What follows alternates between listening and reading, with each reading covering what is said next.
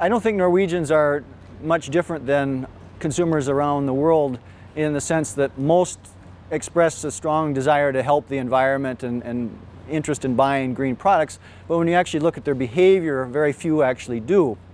And typically it's about 10% or less of the population is willing to make a sacrifice of some sort in order to have a green product. And I've just done some research on Norwegian buying habits for cars and television sets.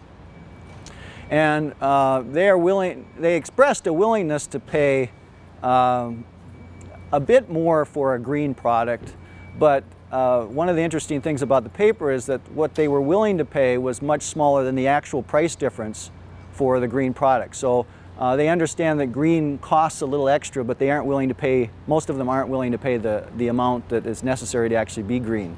One of the key aspects of my paper is to look at the trade-offs that going green forces on consumers. And normally green products are more expensive, or they don't work quite as well, the quality or performance isn't quite as high. And so you have to give something up in order to go green. And so that's one of the main aspects, is that people want to be green, but they don't want to give up the good stuff as well. And so that is the big challenge, is to try to either convince them to make trade-offs or to make the trade-off smaller in some way. And of course, one of the interesting things that isn't talked about by environmentalists too much is, even if you get people to buy the green products, it doesn't always improve the environment, because there's something called the rebound effect, which means that if you buy a fuel-efficient car, for example, you're more likely to drive that car more. And so you give back a lot of the environmental benefits by driving more. And so that's one of the things that we're seeing, is if you look at the efficiency levels of products over the last 40, 50 years, cars use half the fuel they used to.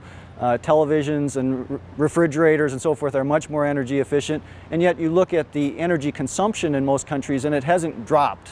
And that's because people want bigger TVs. They want, a lot of Norwegians have a hytte, which isn't the primitive little cabin it used to be, but often has satellite TV and dishwashers and all the fancy things that people want to have, and they all use energy and cause emissions and so forth. So that's the hard part.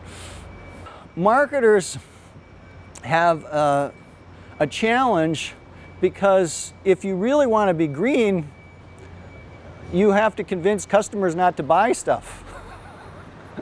And that's really against most marketing principles, is you want to sell. I mean, and so that's been one of the kind of untalked about topics in the green marketing literature, is that the greenest strategy is typically not to buy anything, because producing a new product and shipping it around the world and so forth takes a tremendous amount of energy, and so often making your product last longer is the most environmentally friendly behavior. So that's one aspect. The other aspect, of course, is getting people to accept the trade-offs that we talked about previously, and make them more willing to pay the extra for a green product, or to accept the trade-offs.